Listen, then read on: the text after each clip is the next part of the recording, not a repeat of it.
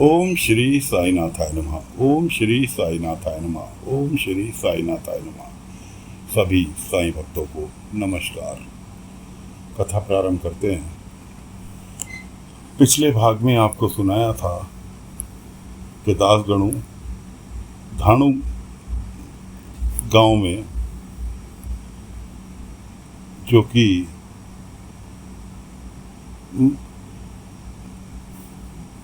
पूर्णक से पहले ही धाणु गांव पड़ता है, वहाँ किसी धनी व्यक्ति के चारों बेटे नकारा हैं और वो आत्महत्या करने जा रहा था। दासगणु ने बचा लिया और उसके घर पर प्रवचन कर रहे हैं ताकि उसके बेटे सुधर जाएं। आज्ञा बाबा की ही है, क्योंकि बाबा ने ही दासगणु को धाणु गांव भेजा था। अब आगे चलते हैं। बड़ा बेटा सुधर गया, कौशिक नाम था, वो सुधर चुका। अब दूसरा बेटा, जो कि अपने आप को बीमार समझता है, कोई काम धंधा नहीं करता, सिवाय बिस्तर पे एक पानी का गिलास भी उठाना उसे मंजूर नहीं है, क्योंकि वो अपने आप को बीमार समझता है। तो दासगणु महाराज कहानी सुना रहे हैं। शिरडी की एक 15 साल की बच्ची, जिसे नाचने का शौक था। उसके पिता तो कुछ नहीं कहते थे, क्योंकि अकेली बेटी थी, माँ थी नहीं। लेकिन उसके ताई ताऊ जो थे, सोचते थे कि जी हमारे खानदान पर बुरा असर पड़ेगा, बेटी नाचती हुई दिखाई देगी। कई बार डांटा, यहाँ तक कि उसके घुंघरू भी जला दिए, आग में डाल दिए। लेकिन बाबा का पूरा सहयोग था। बाबा को पता थी कि आगे चलकर बच्ची क्या बनने वाली है, इसलिए बाबा का उसको पूरा सहयोग था। खैर, गांव में नाटक मंडली आई। रात को नाटक होना था, दिन में वो पूरा अभ्यास यानी रिहर्सल कर रहे थे। सभी बच्चे रिहर्सल देखने के लिए जा रहे थे। उससे भी कहा, कहने लगी ना, मेरे ताऊजी जो हैं गुस्सा होंगे, इसलिए मैं तो नहीं जा पाऊंगी। बच्चों ने समझाया बुझाया, वो अपने पिता के पास गई। पिता ने उसे देखने की परमिशन दे दी। वो भी चली गई। नाटक में बड़े बड़े डेकोरेशन पीस होते हैं, पीतल के, अभी भी नाटकों में लगाए जाते हैं। रिहर्सल देख रही थी। कलाकार शंकर भगवान के रोल में तांडव नृत्य कर रहा था। उसकी सबसे बड़ी अच्छी आदत कह लो, बुरी आदत कह लो लड़की की, उसके जहाँ म्यूजिक बजता देखा उसके पैर थिरकने लगते थे। और वो बच्चों के साथ में खड़े बच्चों के सामने ही उसका थिरकन चालू हो गई। अचानक ध्यान बटा और कोई पीतल की भारी वस्तु, डेकोरेशन पीस, उसके ऊपर आकर गिरा, जिससे उसकी टांग हो गई खराब। पैर में फ्रैक्चर हो गया। सब जैसे तैसे उसे उठाकर घर ले गए। खरी खोटी तो सुननी ही थी ताऊजी की। वैद्य जी को बुलाया गया। वैद्य जी ने उसकी टांग जिंदगी भर ना चलने की घोषणा कर दी कि कभी चल नहीं पाएगी। उसका ताऊ जो था, उसकी शादी करने के चक्कर में था। रिश्ते वाले आ रखे थे, लेकिन वो भी अपाहिज लड़की से कौन शादी करेगा। अब ताऊ की क्या प्रोग्राम था कि ज़्यादा उम्र की व्यक्ति से उसकी शादी करा दी जाए। इधर बाबा चमत्कारिक इलाज में लग गए। उसकी हालत देखकर बाबा भिक्षाटन के लिए पहुंचे शाम के टाइम, जबकि शाम को बाबा नहीं जाते थे।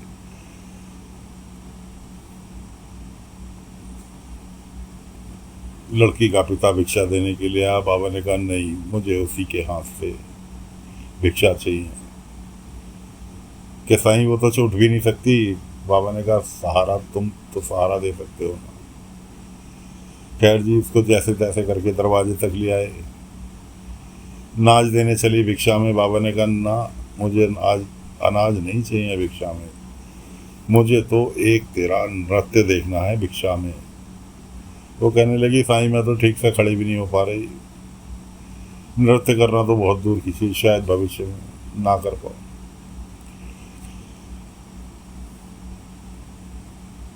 बाबा ने कहा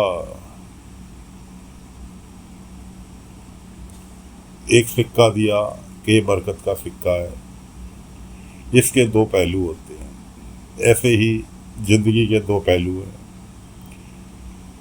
अच्छा बुरा, उल्टा सीधा,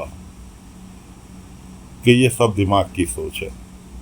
जैसा दिमाग से सोचोगे वैसा ही पाओगे। खैर अगले दिन बाबा ने केशव से कहा केशव आज द्वारका माई में प्रवचन नहीं होगा। क्यों साईं? प्रवचन की जगह आज शाम को कीर्तन होगा, और कीर्तन भी उस बच्चे के घर के सामने होगा, कि जाकर तैयारी करो। इधर केशव को तैयारी के लिए भेज दिया। उधर बाबा एक पेड़ के अंदर एक लकड़ी बांधने लगे, क्योंकि बाबा के तो चमत्कार इसी तरह के होते थे। पेड़ में लकड़ी बांधने लगे। उधर शाम को कीर्तन चालू हो गया। कीर्तन चालू हो गया, जोर जोर से गाने की, भजनों की आवाज़ें उसके घर तक भी पहुंची। सारा परिवार उसका, ताई ताऊ पिता सब निकल आए। बेटी अंदर ही पड़ी थी, क्योंकि वो तो एक तरह से अपाहिज हो चुकी थी। वैद्य उसका इलाज करके गया था, लेकिन उससे रहा नहीं गया। भजन कीर्तन की आवाज़ सुन के उससे रहा नहीं गया, और वो भी अपनी बैसाखी के सहारे घर से बाहर निकल आई। सारे घर वाले तो दरवाजे पर खड़े रहे। वो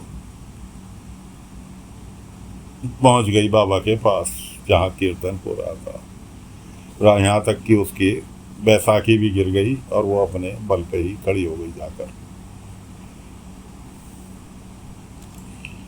पीछे पीछे उसके घर वाले पहुंचे, तो चलो ले चले गए अंदर। बाबा ने कहा जिस बेटी के नृत्य से आज तुम इतनी घृणा कर रहे हो, वही नृत्य एक दिन तुम्हें तुम्हारा मान सम्मान बढ़ाएगा। उसका ताऊ कहने लगा साईं ऐसा संभव ही नहीं है। बाबा ने कहा वक्त किसी का मोहताज नहीं होता, वक्त बहुत जल्दी पलटता है।